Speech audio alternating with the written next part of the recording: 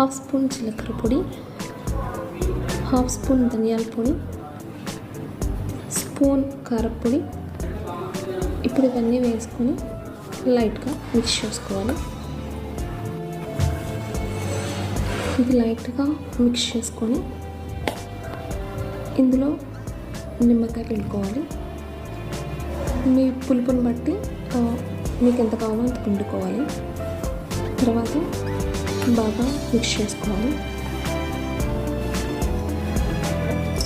ఇందులో ముందుగా మనం వేయించి పెట్టుకున్న మకానా కూడా ఇందులోనే వేసేసి బాగా మిక్స్ చేసుకోవాలి.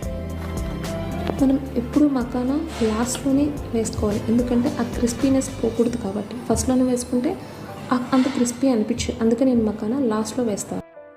అంతే, colourful healthy makhana chop ready.